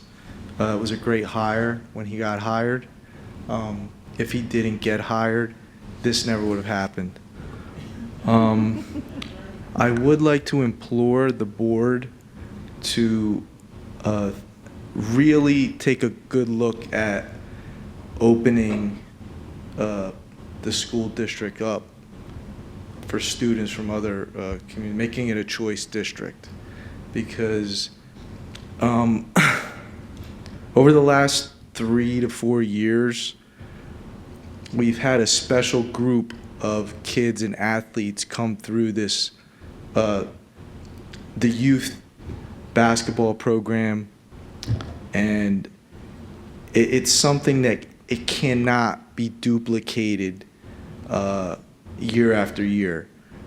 This, like I said, was a special group of kids.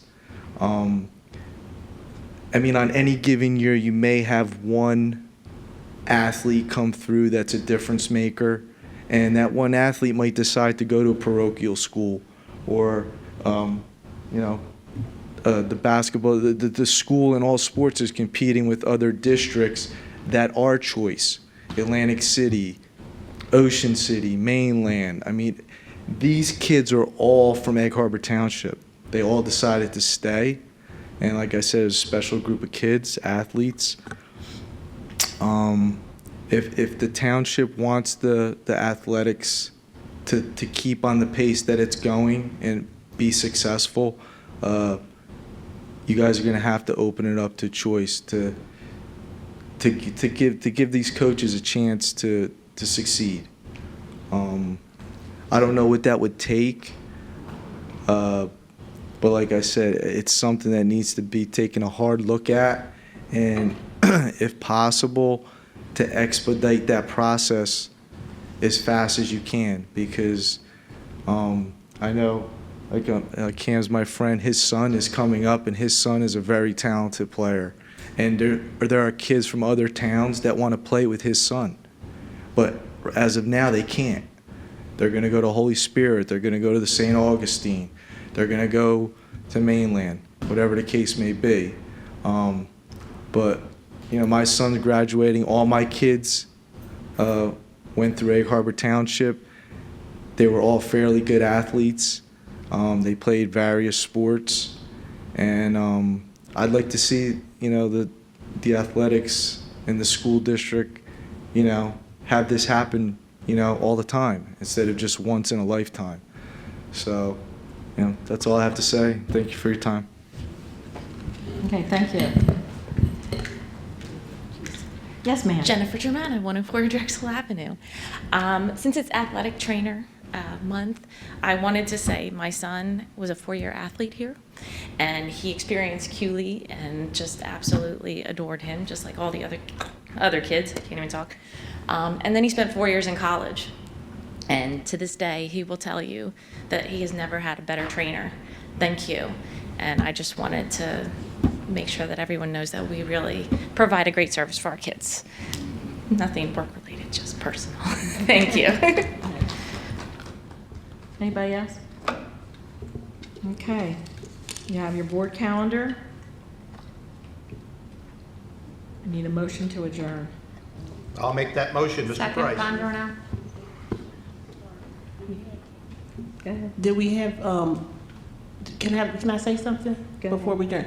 So, y'all already know that I wasn't gonna let the night go without having to say something about, there's times when we're here super late, we're here long, for a long time about different things that don't have anything to do with children.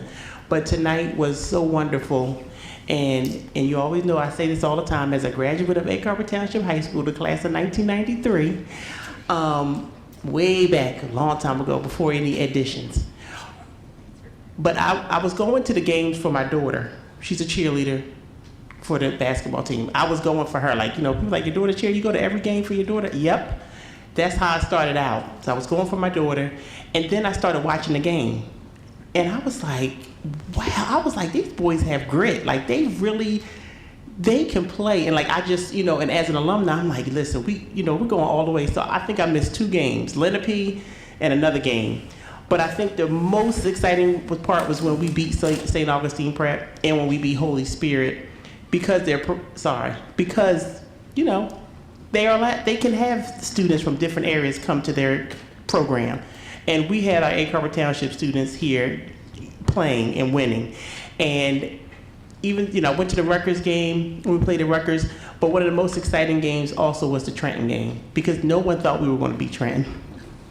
I did, I did, but people didn't think we were going to beat Trenton at all. And just the grit and the way they played, it was amazing. And someone said to me, well, which one is your son? Because I'm standing up hooting and hollering. I said, well, none of them are my birth children. I said, but I'm an alumni. I said, and my daughter's here. And it was a whole community event. It was like we were so proud of the young men, and I just had to say that. And it was just exciting to follow them. And I have to say this too, and I know Coach Cam doesn't like all that stuff. And he graduated in 1994 from EHT, and we were in high school together. And let me tell you, as amazing as he is now, he was the same way in high school. Just an all-around great person, and I'm super proud of you. And it's okay, I know you're humble, you don't like people to talk about you in public, but I'm going to say I'm so proud of you, and I'm glad you were a great hire, and thank you. And the kids are really blessed to have you in our district. That's it. I second what she just said. Yeah. I'm sorry. Yes, that's it. Yep. Okay. Did we do a motion? We did. We so- did? Oh, Okay. second. Thank you. Good night.